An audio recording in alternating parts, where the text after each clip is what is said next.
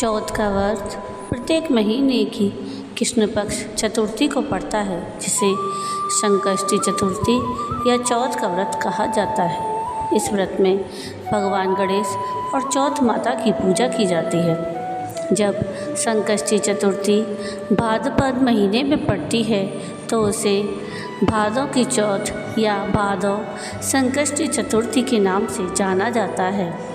भादों की चौथ चारों चौथों में सबसे बड़ी मानी जाती है। साल में 4 चौथ सबसे बड़ी मानी जाती हैं जिनका व्रत और पूजन किया जाता है। उसी में से एक है भादों की चौथ, जिसे भादवा चौथ भी कहते हैं। इस व्रत में भगवान गणेश, शिव जी और भगवान कृष्ण की पूजा की जाती है।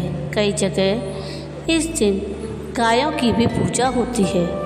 धार्मिक मान्यताओं के अनुसार भादों की चौथ का व्रत रखने से भक्तों की सारी मनोकामनाएं पूर्ण हो जाती हैं, साथ ही सुख समृद्धि की भी प्राप्ति होती है। तो आइए सुनते हैं भादों की चौथ या भाद्रपद संकष्टी चतुर्थी की व्रत कथा। राधे राधे। ब्रजधाम चैनल में आप सबका स्वागत है। तो आज के इस वीडियो में हम भादों चौथ की व्रत कथा सुनेंगे और विनायक जी की भी कथा सुनेंगे। एक साहूकार के एक बेटा बहू थे। बेटा और साहूकार दोनों ही कुछ भी कमाते नहीं थे। बड़े बूढ़ों का धन था, उससे काम चलाते थे। जब भी बहू बाहर कचरा डालने जाती तो पड़ोसन उससे पूछती, बहू आज क्या खाना खाकर आई है? तब वह कहती, वही ठंडी बासी रोटी खाकर आई हूँ। एक दिन यह बात साहूकार के बेटे ने सुन ली। उसने अपनी माँ को सारी बात बताई और पूछा कि माँ, तू तो रोज़ बहू को गरम गरम खाना परोसती है, तब भी यह पड़ोसी से कहती है कि वही ठंडी बासी रोटी खाकर आई है। तब उसकी माँ बोली, बेटा मैं तो चारों थालियाँ बराबर गरम खाने की परोसती हूँ। यदि तुझे मुझ पर विश्वास नहीं हो तो अपनी आँखों से देख लेना। तब दूसरे दिन बेटे ने तबीयत खराब का बहाना बनाया और चादर ओढ़कर लेट गया। उसने देखा बहू ने गरम खीर खांड के भोजन किए। बहू नीचे उतरी तो बेटे ने उसका पीछा किया। पड़ोसन के पूछने पर बहू ने पड़ोसन से वही बात दोहराई। तब उसका पति उठा और उससे कहने लगा कि अभी अभी तो तू गर्मा गर्म खाना खाकर आई है और तूने पड़ोसन से झूठ क्यों कहा कि मैं ठंडी बासी रोटी खाकर आई हूँ। तब उसकी विद्वान पत्नी ने कहा कि यह ना आपकी कमाई हुई रोटी है और ना आपके पिताजी की। यदि इस तरह से बैठे बैठे धन को खर्च किया जाएगा तो कुएं के पानी की तरह एक दिन पूरा धन समाप्त हो जाएगा। तब उसका पति विदेश कमाने के लिए चला गया। पीछे से उसकी पत्नी 12 महीने की चौथ का व्रत किया करती। अब उसको परदेश में रहते हुए 12 वर्ष बीत गए। चौथ माता और विनायक जी ने सोचा कि अब इसके पति को घर बुलाना चाहिए, तो हमें इस कलयुग में कौन मानेगा, कौन पूजेगा। चौथ माता लड़के के सपने में जाकर बोली कि तू घर चला जा, तेरी पत्नी तुझे बहुत याद करती है। तब वह बोला कि मैं कैसे चला जाऊं, मेरा यहाँ बहुत बड़ा कारोबार फैला हुआ है।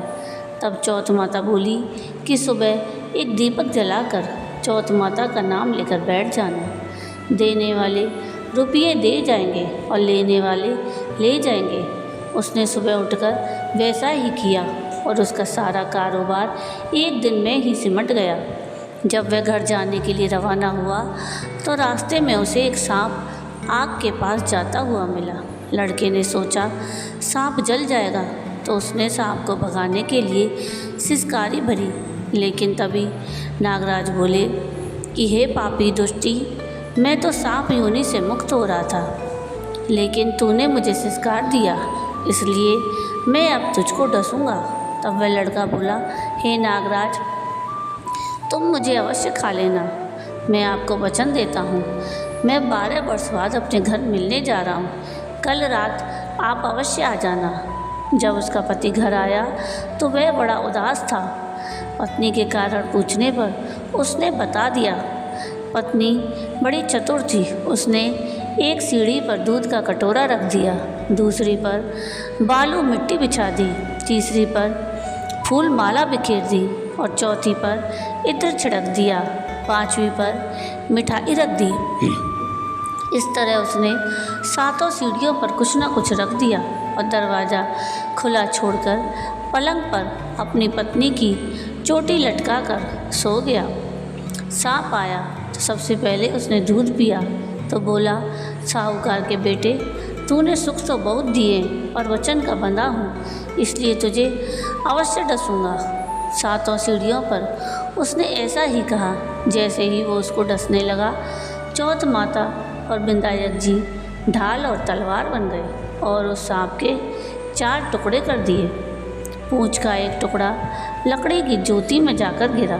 सांप ने सोचा कि जब यह जूता पहनेगा तब इसको डस लेगा।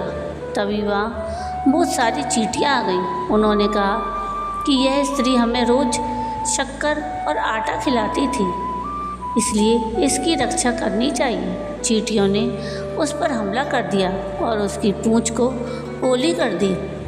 जैसे ही सुबह हुई, वहाँ खून ही खून हो रहा था। माँ ने सोचा, मेरे बेटे बहू को किसी ने मार दिया है, इसलिए वह चिल्लाने लगी।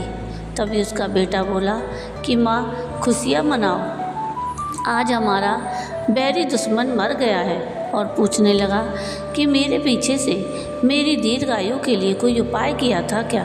तब उसकी माँ बोली, बेटा, मैंने तो कुछ भी नहीं किया। पत्नी से पूछने पर वह बोली कि मैं 12 महीने की चौथ का व्रत किया करती थी, इसलिए चौथ माता और विंदायक जी ने हमारी सहायता की है। तब सास बोली कि यह झूठ बोलती है, रोज़ मैं इसे 4 बार रोटी देती थी, तो फिर इसने चौथ का व्रत कैसे किया? तब वह बोली कि एक रोटी गाय को खिलाती, एक मेहतरानी को देती, एक ज़मीन में गाड़ देती और शाम का खाना मैं चंद्रमा को अर्घ देकर खाती। यदि विश्वास नहीं है तो पूछ लो। तब गाय माता से पूछा तो गाय माता हंसने लगी और पलाश के फूल उसके मुंह से गिरने लगे। ज़मीन खोद कर देखा तो रोटियों की जगह सोने के सिक्के थे। मेहतरानी से पूछा तो उसने हाँ भरी। तो हे चौथ माता, जैसे उसके पति की रक्षा हुई, वैसी हम सबकी करना और सबकी मनोकामना पूर्ण करना। जय चौथ माता की। तो आइए अब सुनते हैं विंदायक जी की कहानी। एक नगर में एक बुढ़िया माई रहती थी जो रोजाना गणेश जी की विधि विधान से पूजा किया करती, लेकिन इस पूजा के लिए उसे रोजाना ही गणेश जी की प्रतिमा बनानी पड़ती थी। दरअसल वो मिट्टी की मूर्ति बनाती, जिस वजह से वो मूर्ति रोज़ गल जाती थी। एक दिन उसके घर के पास एक सेठ जी का मकान बन रहा था, तो बुढ़िया मकान बनाने वाले कारीगरों के पास जाकर बोली कि क्या तुम मेरे लिए पत्थर की गणेश प्रतिमा बना दोगे? तो कारीगरों ने तुरंत मना कर दिया। कहने लगे, जितनी देर में हम तेरे लिए प्रतिमा बनाएंगे, उतनी देर में तो सेठ जी की एक दीवार खड़ी हो जाएगी। बुढ़िया को बड़ा ही दुख हुआ और वो कहने लगी कि भगवान करे कि तुम्हारी दीवार टेढ़ी हो जाए। ऐसा कहते ही दीवार सच में टेढ़ी हो गई। इसके बाद से कारीगरों ने कई बार वो दीवार सीधी करने की कोशिश की, पर वो दीवार सीधी नहीं हो पाई। शाम को जब घर सेठ जी आए तो देखा कि आज तो कुछ भी काम नहीं हुआ। तब उसमें से एक मिस्त्री ने सेठ जी को बुढ़िया माई वाली सारी बात बता दी। सेठ जी ने बुढ़िया को बुलवाया और उसे सोने की गणेश प्रतिमा लाकर दी, जिसके बाद उसके यहाँ की दीवार सीधी हो गई। हे विंदायक जी, जैसे आपने सेठ की दीवार सीधी की, वैसे ही सबकी रखना, सब पर अपनी कृपा बनाए रखना। जय विंदायक जी महाराज की। तो ये थी कथा भादों की चौथ और विंदायक जी की। आपको ये कथा कैसी लगी मुझे कमेंट करके ज़रूर बताइएगा।